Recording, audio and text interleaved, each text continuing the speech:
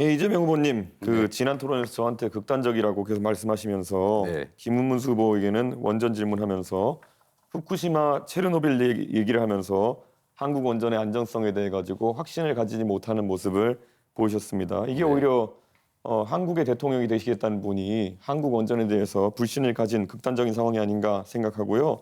자, 그러면은 중국 원전에 대해서 한번 여쭤보겠습니다. 중국 동쪽 지역에는 원전이 많이 몰려 있고요. 이게 사고가 날 경우에는 대한민국의 직격탄인데 이건 어떻게 위험도를 평가하십니까? 저는 대한민국 원전을 불신한다고 한 바가 없어요. 안전성에 우려가 있다. 안전성에 우려가 있죠. 그 안전 관리 비용이 엄청나게 많이 든다는 말씀을 먼저 드립니다. 사고는 잘 안 나겠죠.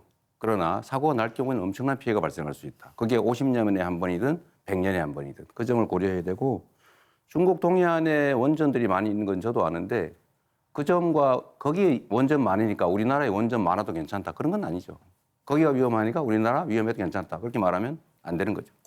중국의 원전의 안전 관리에 대해 가지고 특별한 대책이 혹시 있으십니까? 왜냐하면 지금 대한민국의 원전 산업이 수출 산업으로 유망하고 우리가 경험한 바로는 문재인 대통령께서 원전의 안전성에 대해서 꾸준히 의심하고 계시기 때문에 해외 세일즈 같은 것도 안 됐습니다. 근데 지금 이재명 후보의 발언대로라면은 대한민국 원전이 뭐 사고가 날 수 있기 때문에 결국은 안전하지 않다는 취지로 들릴 수도 있고, 지금 결국에는 뭐 중국에 대해서는 별말 안 하실 것 같은데 어떻게 받아들여야 됩니까?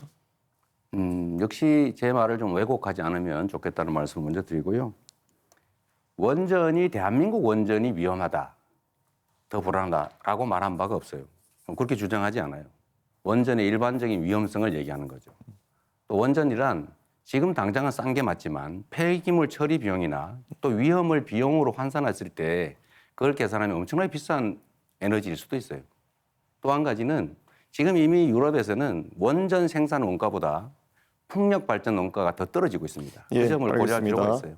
그거 다 감안해가지고 원전이 더 싸다고 제가 그때 말씀드린 거고요. 그 LCOE라는 단가로 말씀드린 거고요.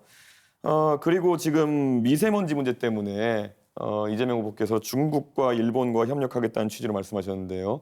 네. 미세먼지는 편서풍지대에서 서쪽에서 날아들어오는 것인데 일본과 어떤 협력을 하겠다는 건지가 애매하거든요. 결국 중국이 미세먼지의 원인의 대부분이라는 것을 말하는 데 있어가지고 일본이 개입할 여지가 있는지, 실제 일본 같은 경우에는 일본 대부분 지역이 중국발 미세먼지 영향권에서 벗어나 있습니다. 어떤 협력을 일본과 하시겠습니까? 글쎄요, 거기서 완전히 벗어나 있다는 것은 저는 우리 이준석 후보님의 일방적 의견 같고요. 그게 한반도까지는 피해를 끼치는데 일본에는 전혀 피해를 안 끼친다, 일본에는 아무 관심이 없다, 저는 그렇게 생각하지 않아요. 그리고 똑같은 피해 반경 안에 있기 때문에 저는 일본도 같은 입장이 있을 수 있기 때문에 일본과 협력해서 중국에 대응하면 우리 혼자 하는 것보다 훨씬 낫지 않겠느냐, 당연히 그렇게 생각합니다. 대한민국의 미세먼지 중에 중국발 영향력은 30에서 60% 수준으로 알려져 있고요. 일본에 미치는 영향력은 2% 정도다라고 알려 있습니다. 그렇기 때문에 데이터와 맞지 않는 이야기를 지금 하고 계신 것 같고요. 탈석탄 감원전이라는 이야기를 하셨습니다. 그러면 이 안에서 보통 우리가 봤을 때 기저전력을 무엇으로 해결하겠는가라는 질문을 하게 되는데요. 네. 에너지 수요는 갈수록 AI와 로봇의 발달로 늘어날 텐데 탈석탄하고 감원전 하면은 기저전력 수요가 늘어나는 것엔 무엇으로 대응하시겠습니까? 지금 현재 상태도 원전의 비중이 32% 정도고, 현재 상태로는 새로 짓는 것도 있기 때문에 지금 있는 것만 해도 2060년까지는 쓸 수 있는 상태고요. 그 사이에 재생에너지니까 뭐 풍력이든 태양광이든 이 재생에너지 비중을 대폭 늘리고, 그 사이에 지금 막 급속도로 발전하고 있는 에너지 저장 시스템, 이걸 최대한 활용할 필요가 있고, 예를 들면 양수 발전소라든지 이런 기존의 시스템을 알겠습니다. 활용할 여지가 많이 있죠. 양수발전소 같은 경우에는 또 다른 환경 파괴를 낳는다는 이야기가 있는데요. 결국에는 산을 깎아가지고 결국 많은 댐을 만들겠다라는 것이고, 그렇지 않습니다. 그럼 왜 물리적 그렇게 저장을 단정하세요? 하겠다는 기존의 것인데, 양수 발전소들이 있잖아요. 예, 그런데 양수발전소의 기존 용량을 그러면은 최대한 활용하겠다는 말씀이신데 부족한 용량 아니겠습니까? 안 짓고 하겠다고요? 그렇게 단정하지 말라니까요. 제가 언제 양수 발전소 용량을 늘린다고 했습니까? 그것도 하나의 예라는 거죠. 에너지 저장 시스템이라고 하는 것은 다양한 방식이 있을 수 있습니다. 앞으로는 전국의 모든 전력망이 지능형으로 다 연결이 되고, 밤에 예를 들면 그 자동차 배터리 꽂아놨다가 안 쓸 때는 배터리에 전기를 빼서 다른 데 공급할 수도 있어요. 전국의 지능형 전력망을 구축하게 되면 에너지 낭비도 적고 그런 간헐성도 상당히 많이 극복할 수가 있습니다. 결국 V2G 이런 것들 얘기하시는 것 같은데 그게 현실화되려면 우리나라에 현재 보급된 충전기 구조 같은 것도 다 바꿔야 되는 것이고요. 그리드 다 바꿔야 되는 거기 때문에 너무 가볍게 말씀하시는 것이 아닌가 이런 우려가 좀 있습니다. 이재명은 합니다라고 하면서 대선 출마 선언하신 다음에요. 쌍방울의 지주회사였던 광림이 사업 다각화한다고 하면서 임시주총을 열고 풍력 발전과 태양광 발전을 사업 목적으로 추가합니다. 그래서 결국에는 올해 25년 1월부터는 재생에너지 유지보수 사업을 본격화한다고 있습니다. 이 광림의 투명 경영을 담당하는 분이 황윤석이라는 분인데 이분이 감정평가사로 후보님 성남에 시장하실 때 성남에서 부동산 업무하셨던 이준석 분입니다. 후보님 예. 45초 남았는데 한 분에게만 질문하셨어요. 이런 분의 이름이 같이 나오는 것에 대해 가지고 재생에너지 관련해 가지고 혹시 이재명 후보가 대장동이나 아니면 여러 사건에서 결국 사적인 이익을 추구한 것이 아니냐는 의심을 받는 것처럼 또 다른 의심을 받을 수 있다. 저는 그런 생각을 하고 있습니다. 네, 다른 후보 답변 시간 30초 보장해 주셔야 됩니다. 예, 그러면 권영국 후보님께 질문 드리겠습니다. 예, 지금 ESS를 이재명 후보께서 말씀해 주셨는데요. ESS 자체가 화재 사고가 빈번하기 때문에 어쩌면 지역별로 좀 혐오 시설 또는 기피 시설이 될 수 있다는 얘기가 있습니다. ESS가 기피 시설이 되면 이재명 후보의 아이디어는 어떻게 실현할 수 있을까요? ESS 시설은 기술 발전으로 많이 이제 발전하고 있지 않습니까? 제가 자동차가 전기차를 타고 있는데 기존에 화재가 많이 났어요. 그리고 저장량도 매우 적었습니다. 지금 발전하고 있습니다. 고려해야죠. 네, 시간은 끝났는데 잠시 후에 권영국 후보 주도권 토론이 있으니까 못다한 답변은 그때를 또 활용하시면 되겠습니다. 다음 주도권 토론은 이재명 후보입니다. 네, 저는 이준석 후보식으로 모든 것을 비관적으로 보고 지금 ESS 시스템 배터리에 문제가 있으니까 앞으로 대책이 없다 이렇게 얘기하는데 기술 발전의 속도는 정말로 엄청나게 빠르다 이 말씀을 먼저 하나 드립니다. 그리고 우리가 언젠가는 재생에너지 사회로 전환해야 돼요. 그걸 어떻게 자꾸 부정을 하고 이상한 소리를 하십니까? 그 황모 씨인지는 뭐 제가 알지도 잘 모르겠는데 뭘 하는 사람인지 모르십니까? 잘 모르겠어요. 자, 제가 김문수 후보님이 한번 여쭤볼게요. 원전 비중을 60%로 하겠다고 하신 것 같아요. 네. 그런데 원전 하나 짓는데 보통 10년에서 15년 정도 걸립니다. 네. 그럼 앞으로 10년, 15년 후에 이제 원전 비중 올리겠다 그 말씀 같아요. 지금 있는 거는 어차피 있는 거잖아요. 아리백이 뭔지도 아실 거예요. 네. 그런데 아리백의 전원 그러니까 에너지원 중에 원전은 포함 안 되는 거 아시죠? 네. 그러면 원전을 60%씩이나 하면 앞으로 아리백 그러니까 재생에너지로 생산된 제품만 사겠다는 이런 글로벌 기업들의 수요에 맞춰서 우리 기업들이 거기다가 맞춰서 재생에너지로 생산해야 되는데 그거 어떻게 감당하실 생각이세요? 원전의 비율은 뭐 지금도 원전 중에 쓸 수 있는 건데 아주 제대로 못 쓰고 있는 것도 있기 때문에 이런 것들은 점검해서 다시 그동안 다 수리해 놓은 거 이런 것도 안 쓰고 있는 게 있습니다. 그런 것도 빨리 가동을 시키고 재생에너지 부분 아리백은 사실 불가능한 겁니다. 그 자체는 좋은 구호이기는 하지만 아리백이 될 수 있다. 이거는 상당한 시간이 지나기 전에는 안 되는 것이기 때문에 그걸 당장에 뭐 가능한 것처럼 이렇게 말하는 거는 현실을 모르는 소리라고 생각합니다. 그야말로 우리 김문수 후보님이 현실을 모르시는데요. 그건 우리가 감당할 수 있느냐 없느냐와 아무 관련이 없어요. 네. 이미 글로벌 기업들이 그렇게 정했어요. 그리고 재생에너지로만 생산한 것만 산다. 이 원칙을 정했잖아요. 그걸 이미 하겠다는데 그럼 거기 우리는 못한다 그러면 수출 못하는 거죠. 정말 대책 없는 말씀이라는 지적을 그거는 한번 꼭 하고요. 그렇지 않은 다른 잠깐만요. 많은 그 내용이 잠깐만 있습니다. 계십시오. 그리고 또 한 가지는 탄소 국경세라고 하는 그 제도를 넘으려면 역시 화석 연료를 뺀 재생에너지 비중을 높일 수밖에 없어요. 피할 수 없는 길입니다. 그러면 화석 연료로 쓰는 건 앞으로 제재가 있으니 안 되고 원전을 60%라고 그러면 어떻게 하시려고 그러세요? 한번 생각을 좀 깊이 잠깐만요. 좀 깊이 해주셨으면 좋겠다는 생각이 들고요. 그래서 역시 김문수 후보님도 지금은 그렇게 말씀하시지만 또 다른 데서는 에너지 고속도로, 국도 지방도로를 만들어서 에너지 산업을 키우겠다.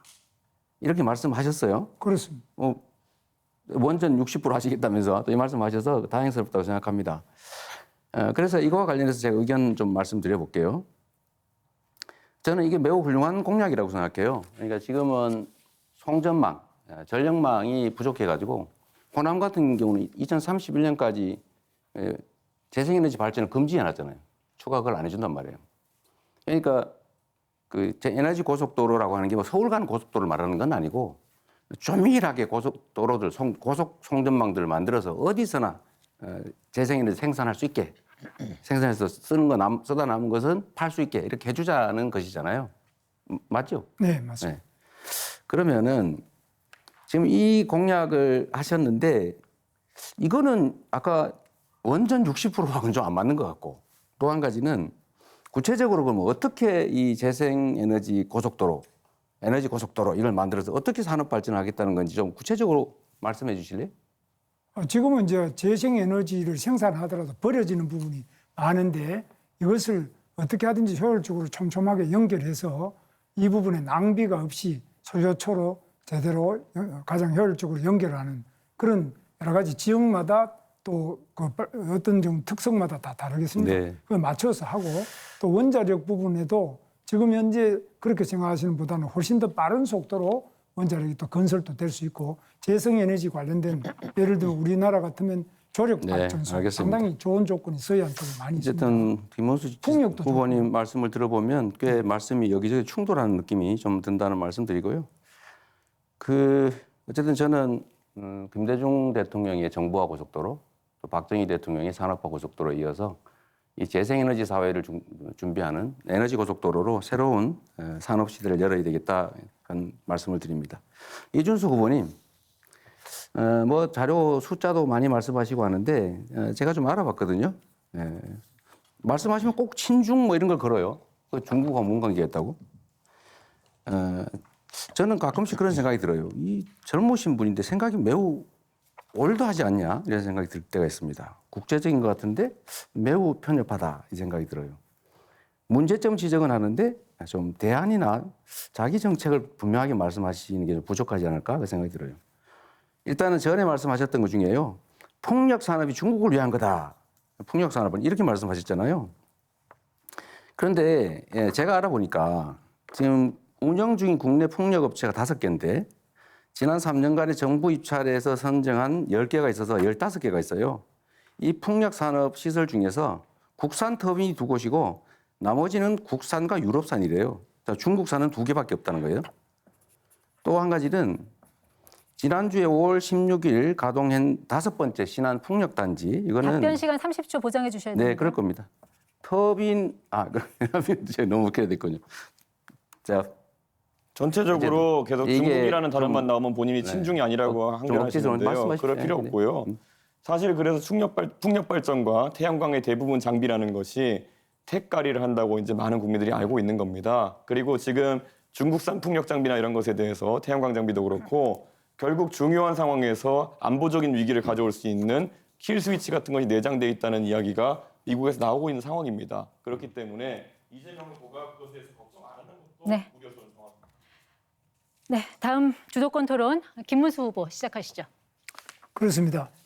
지금 재생에너지 부분에 대해서는 다들 뭐 좋다고 하지만 제가 생각할 때는 서해안에 있는 조력발전소, 뭐 경기도에도 시아호에도 조력발전소도 있고 더 좋은 조력발전의 조건을 우리 서해안에 많이 갖추고 있습니다.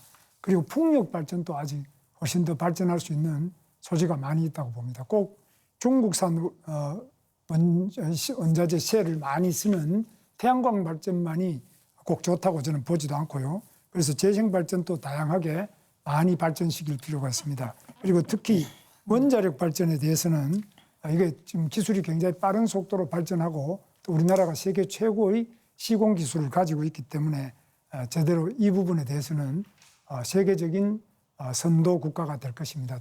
많은 나라가 아까도 말씀드렸다시피 30개국 이상 많은 선진국들이 이 원자력 발전만이 정말 탄소 배출을 줄일 수 있는 가장 획기적인 방안이라고 보기 때문에 이 원전에 대해서 저는 이재명 후보께서 훨씬 더 긍정적이고 적극적으로 검토하셔야 되지 않느냐. 자꾸 재생에너지 이야기를 하시면서 태양광 이렇게 하면 다분히 그 태양광의 셀이 주로 중국제인데 이런 부분은 또 어떻게 하고 그 부작용은 또 어떻게 하냐는 많은 문제가 있습니다. 그래서 우리 국내에 기술로서 원자력 발전에 대한 관심과 적극적인 정책이 절대 필요하다고 저는 보고 있습니다. 여기에 대해서 좀 더 적극적으로 원자력 발전의 그 필요성, 그 건설 필요성, 또 SMR이든지 이런 새로운 기술에 대한 투자, 집중적인 국가적 지원이 필요하다고 보는데 여기에 대해서 우리 이재명 후보께서 좀 대책을 밝혀주시면 좋겠습니다. 저는 원전이 위험한 에너지라는 점에 대해서는 뭐 생각이 여전한데, 다만 우리의 현실이 있기 때문에 이미 지어진 원전들은 계속 잘 쓰자. 그리고 가동 연한이 지났더라도 영광처럼 안전성이 담보가 되면 뭐 더 쓰는 것도 검토하자, 이런 입장이고요. 그렇다고 지금 추가로 원전을 국내에 어딘가에 짓는다면 그 어디 터가 있냐, 이렇게 묻고 싶습니다. SMR 또 이런 것들은 그건 연구해야죠. 우리 그 예산을 다 통과시켰잖아요. 그러니까 에너지 믹스가 필요하다. 어느 걸 배제할 게 아니라 적정하게 섞어 쓰자, 이런 입장입니다. 네. 그런데 원자력의 위험성을 자꾸 이야기를 많이 하시는데 문재인 대통령이 그 때문에 결국 탈원전 했지 않습니까? 원자력이 위험하지만은 가장 안전한 에너지죠. 석탄 발전은 위험 안 합니까? 위험 안 한 게 어디 있습니까? 그러면 재생에너지가 위험 안 합니까? 그래서 그 안전성을 자꾸 이야기하면서 원자력 발전의 위험성을 무슨 판도라 영화 같은 거 이런 것처럼 그런 공상 과학 영화 이런 것들을 보고 그거 굉장히 위험하다. 아니면 과거에 기술이 아주 부진할 때 그때 원자력이 위험하다 했는데 원자력 혹시 안전연구소라든지 원자력 발전하는데 이런 데 가보셨습니까? 꼭 그걸 가봐야 아는 것은 아닌데 가봐야 가보지는 알죠. 않았어요. 가보지는 않았지만 네. 실제로 그 처리 후 연료, 그 핵폐기물, 그거 정말 위험하잖아요. 처리 못하고 지금 쌓아놓고 있지 않습니까? 또 실제로 폭발 사고는 안 날 거라고 다 조심했죠. 일본인들 조심하지 않았겠어요? 최선을 다했겠죠. 그러나 폭발했고 결국은 지금 한반도까지 피해를 입히는 게 현실이다. 근데 잠깐만요. 예. 체르노빌도 마찬가지죠. 지금 다른 나라에 이 사고들이 많기 때문에 가급적이면 재생에너지로 비중을 올린 게 맞다, 이런 말씀드립니다. 그런데 후쿠시마는 그 폭발을 한 게 아니지 않습니까? 그건 해일로 인해 가지고 바다 속에 지진이 로 인한 해일 때문에 그것이 누수가 되고 많은 문제가 발생한 것이 원자력 발전소가 폭발한 것도 아니고 우리나라 원전의 시공 능력은 세계 최고 수준 아닙니까? 그래서 저는 이재명 후보께서 앞으로 정책을 하시더라도 반드시 현장을 가봐야 된다. 원자력이 위험하다고 하려면 원자력 발전소를 가보든지 원자력 연구소도 대전에 가실 때 한번 들러보세요. 그리고 경상도 가시면 표만 보지 말고 원자력 좀 가보셔야지만 거기서 저 사람이 정말 제대로 미래를 알구나. 그거 뭐 얼마나 고리, 경주 뭐 또 울진 얼마나 원자력이 많습니까? 가시는 김에 뭐 한번 들러가지고 이게 정말 안전하냐, 사실이냐 이렇게 확인하는 것이 절대 필요하다고 보고요. 우리 이준석 후보님 어떻습니까?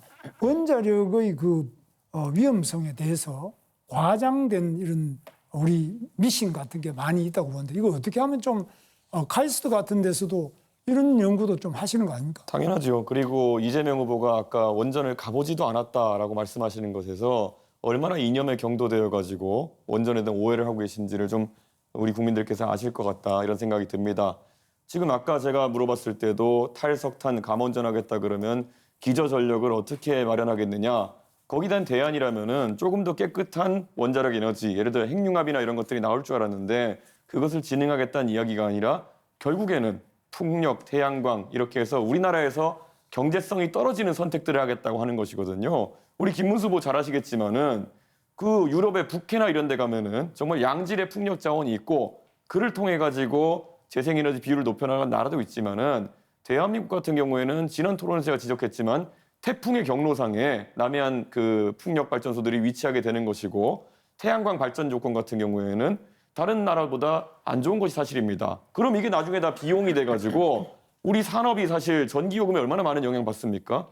산업에 대한 이해도 없이 말 그대로 이념에 경도돼가지고 탈원전, 감원전, 그리고 재생에너지 확대 이런 거 얘기하는 거는 지금 기업하시는 분들이 아니면 뭐 작은 사업하시는 분이 들으시면요. 아이고 이거 우리 전기요금 200원, 300원으로 오르는 얘기구나 이렇게 받아들이실 겁니다. 예.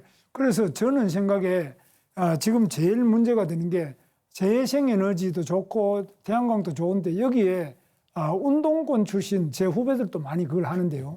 이런 부분이 어떤 비리 영상이 돼서 안 되고 특히 이런 부분에 네, 김문수 후보 주도권 토론 시간 다 끝났습니다. 이제 권영국 후보 주도권 갖고 토론 시작해 주시기 바랍니다. 네네. 먼저 이준석 후보에게 먼저 묻겠습니다. 제가 듣다 보니까 이준석 후보는 꼭 자기 지식 자랑하러 여기 나온 거냐라는 생각이 들 정도예요. 하나 묻겠습니다. 이념의 문제로 이 원전과 재생에너지를 바라보는 것은 누가 그렇게 이념의 문제로 봅니까? 굉장히 당황했습니다. 후보님 공약집 어디에도 기후 공약은 보이지 않았습니다. 선관위에 제출된 10대 공약을 샅샅이 찾아봤는데 없었습니다. 그리고 5월 21일 날 시민단체가 재생에너지 관련 질의를 했을 때도 후보님은 답변을 피하고 있는 것으로 보였습니다. 자, 그러면 청년을 대표한다고 하면서 미래 세대가 가장 관심을 갖는 기후 공약을 단 하나도 제시하지 않았다는 건데 이거 어떻게 이해해야 됩니까? 저희는 당 차원에서 총선 때부터 당 공약으로 네. RE100과 그리고 CF100과 같은 국제적인 기준이 있는 환경 규제에 대해 가지고는 저희가 잘 쫓아갈 수 있도록 하겠다라는 입장을 밝힌 바 있고요. 저는 기후 환경에 대해 가지고 젊은 세대가 가진 방향성이 딱 이것이다라고 우리 권영국 후보님께서 규정하지 않으셨으면 좋겠습니다. 방금 저와 김문수 후보가 나눴던 대화 같은 것들도요. 충분히 젊은 세대의 공감을 사고 있는 경우도 있고 특히 거기에 더해서 원자력 발전에 대한 부분은 이미 지난 문재인 정부의 이념적인 행동 네, 때문에 거기까지 듣겠습니다. 이념적이라고 판단하는 국민들이 있는 거 아시지 네, 않습니까? 거기까지 듣겠습니다. 예. 지구를 살리겠다라고 나서고 있는데 그것을 이념 문제로 치부한다는 것은 오히려 이준석 후보가 지금 기후 문제와 에너지 문제를 이념 문제로 갈라치고 있는 거 아니냐라는 말씀을 하나 드리겠습니다. 그리고 제가 왜 그러면 당에서 했던 것을 후보 공약에는 하나도 집어넣지 않았을까? 혹시 단일화를 염두에 둔 거 아닐까요? 이런 질문이 들었어요. 기후 공약이 없으면 단일화하는 네네. 겁니까? 그래서 제가 별칭 하나를 한번 드리겠습니다. 네. 기후 없는 이준석 어때요? 굉장히 좋은 것 같은데. 자, 그러면 다음 이재명 후보에게 네. 묻겠습니다. 2024년 현재 발전 산업의 46%가 네. 민간 기업이 소유하고 있습니다. 이런 추세라면 네. 2040년에는 외국계 자본과 대기업이 발전 산업의 90%를 차지하게 될 겁니다. 자, 국부가 유출되고 대기업의 배만 불려주게 되는데 민영화로 당연히 전기료는 올라가겠죠. 이렇게 되면. 그 피해는 국민들에게 전가될 겁니다. 재생에너지 해상 풍력 사업이 특히 그렇습니다. 이 민영화가 아니라 공공이 50% 이상 주도해야 한다고 저는 생각하고 있습니다. 후보님, 제 의견에 동의하십니까? 그 비율이 얼마인지는 뭐 논의해 봐야 되겠지만 저는 최소 30% 정도를 해당 지역 주민들에게 사업권을 주는 게 맞다. 지금 신안 같은 경우는 그걸 통해서 햇빛 연금이라고 주민들한테 배당을 해주고 있지 않습니까? 저는 그 대폭 확대해야 된다고 생각해요. 자, 그러면 우리가 이제 이 공공이 주도하느냐 네. 아니면 민간 대조합원이 주도하느냐에 따라 가지고 결국 나중에 보면 전기료를 결정하는 게 민간이냐 그렇습니다. 대자본이냐 여기에 따라서 매우 위험한 상태가 될 거라고 보거든요. 그렇습니다. 이것을 주도하기 위해서는 공공주도 에너지로 갈 수 있도록 그렇게 한번 검토를 부탁드리겠습니다. 네, 뭐 저도 전적으로 다음으로 공감합니다. 하겠습니다. 자, 기후 난개발로 인해서 대한민국이 심각한 몸살을 앓고 있습니다. 부산 가덕도 제주 2공항, 세왕금 흑산도 신공항 이런 데 많이 있습니다. 네. 자, 얼마 전에 제주항공 참사 원인은 조류 충돌이었다. 그리고 가덕도는 무안보다 조류 충돌 위험이 246배, 세방금 공항은 610배나 높은 지역입니다. 게다가 가덕도 공항은 이미 현대건설 컨소시엄이 건설 공사기간 연장을 요청했다가 취소됐습니다. 네. 자, 그러면 이 사업은 전면 재검토해야 되는 거 아닙니까? 여러 가지 논란들이 있지만 이게 이제 오로지 경제적 요인만으로는 판단할 수가 없고 이 정치적 요인들도 분명히 있거든요. 근데 이게 만약에 가덕도 신공항을 취소하는 상황이 발생하면 이 국토 균형 발전이라고 하는 그 전략적 목표 또 지역 소외 또 또는 정치적 분란 이런 것들 때문에 더 큰 손실이 발생할 것 같아요. 어쩔 수 없이 그냥 진행을 보완해 가면서 해야 되지 않을까 싶습니다. 예, 이재명 후보님한테 그런 말씀을 들어서 대단히 유감입니다. 어떻게 공항을 짓는데 네. 그걸 정치적으로 고려해서 밀고 나가야 된다고 생각합니까? 이건 정말 재검토해야 된다고 생각하게 되게 만드네요, 결국은. 네. 자, 그러면 김문수 후보께 마지막으로 물어보겠습니다. 기후 대책은 곧 에너지 정책입니다. 그렇죠? 후보께서는 원자력 발전 비중을 현재 31.7%에서 60%로 2배 확대를 하고 신규 원전 6개나 더 짓고 그다음에 소형 모듈 원전도 상용하겠다 이렇게 했습니다. 그런데 고준위 방사성 폐기물 처리장도 여전히 짓지 못해서 원전 안에 폐기물이 포화가 된 상태입니다.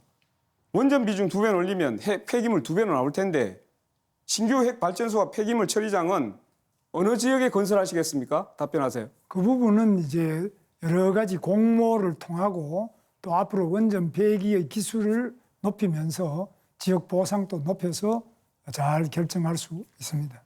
세계적으로 고준위 핵 폐기물 처리장을 만든 곳은 핀란드라는 아주 특이한 나라에 딱 한 군데밖에 없습니다.